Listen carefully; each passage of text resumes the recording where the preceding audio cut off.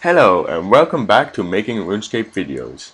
By now you should have the software, so we're going to go over how to edit your videos. First you'll need to have recorded something. I would advise you to record things in full screen with a resolution of 1280 by 720 or something close to that. This will give you the best HD video without stretching or messing up the image. Now open Sony Vegas and select File and then New. To get your video in HD, change the width to 1280 and the height to 720. You might want to save this setting. You can see that the interface is divided into 3 sections. Down below is the timeline, right is the preview window, and top left is your toolbox. This contains all sorts of things such as transitions and lots of effects and presets. I'll be going over some of those later. Anyway, now that you've started a new project, you can import your video file. This is really easy to do. Simply click the file and drag it onto the timeline in Sony Vegas. There you go. You can see the file in the preview window, but there's something you want to get rid of. Nobody likes to see your RuneScape interface or roadmap. You can remove those by zooming in. So, in order to do that, select your video and click the event pan/crop icon. This will open up the interface where you can change the view of the camera. Oh yeah, remember to select match output aspect. This will fit the video file to your project HD setting. When you're satisfied, close the window. Now it's time to add in some basic effects. Let's start with removing the sky. In the video effects list, click on chroma key and select any of them. The chroma key removes a certain color from the video, so let's select the color of the sky. Okay, we don't want to affect the entire image, so you can mess with the setting below to determine how much of that color you want to remove. Again, when you're done, close the window.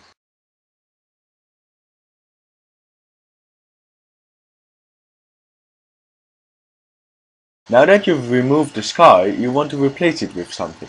In the media generators list, click on noise texture. You'll see all sorts of presets, but let's select a starry sky. Now drag it onto the timeline, below your recorded file. As you can see, the stars only appear at the piece you removed from your video file. You can mess with the settings if you like, just choose anything that looks good. Now, you may have added a sky, but you want to change the color of the landscape as well. There are several effects that change color. So let's select one. I don't recommend any of the color curves effects, since they don't allow you to change the colors accurately. Instead, I suggest using the color correction effect. These are much better. Just mess around with the settings, and if you like something, keep it.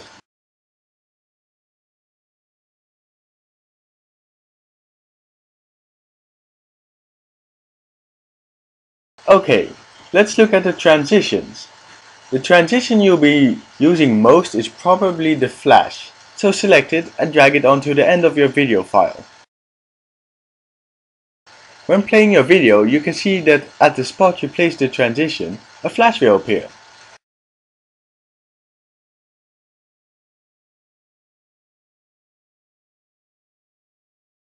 If your flash is showing too late, shorten the video by dragging the edge backward.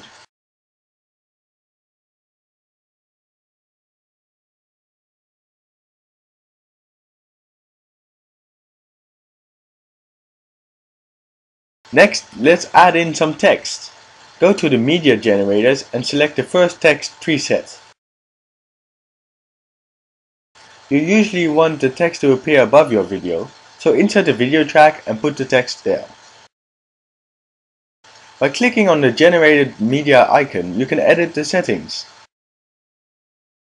Write the text you want, change the font, and anything else you'd like.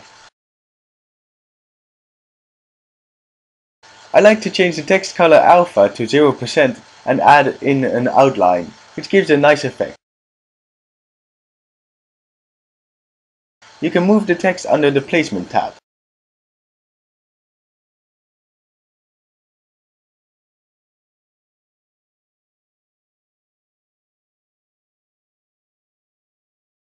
Once you've got it in the right position, you can play around with the settings and see what looks best.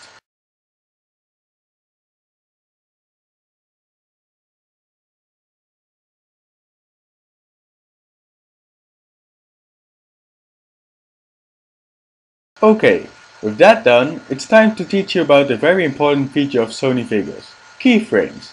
Open up the event pan/crop and click on the timeline. Now click on the button below which looks like a grey diamond containing a plus. We've now added a keyframe. Try changing some of the settings. As an example, I'll zoom in. The camera will now zoom in gradually from the first keyframe to the next. This is what keyframes are for. The settings of one keyframe change gradually into the settings of the next.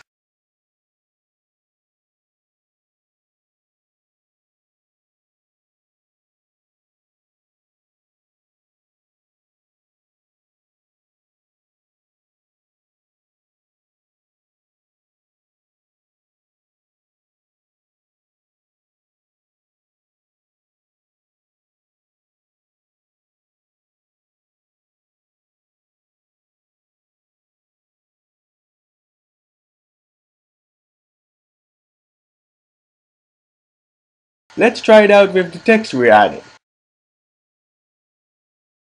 Add a new keyframe and change some of the settings, such as the color.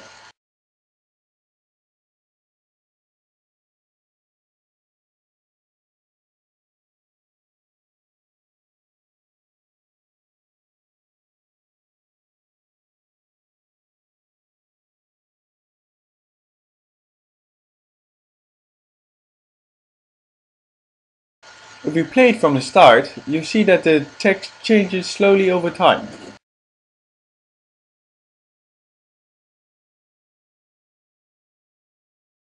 Now, let's take a look at another cool and useful effect, the cookie cutter.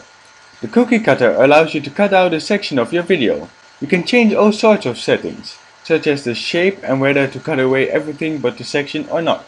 This allows you to change the size,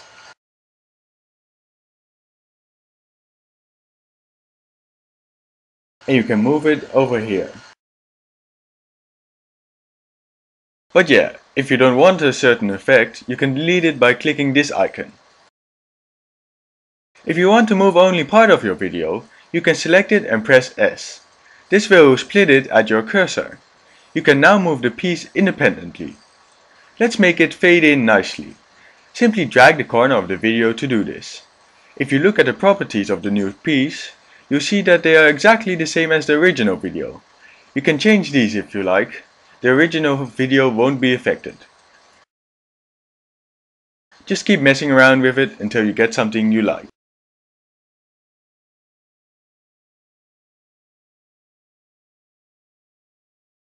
Well, that's about it for this tutorial. I hope this was helpful. If you got any questions concerning basic editing, feel free to leave a comment or send us a message.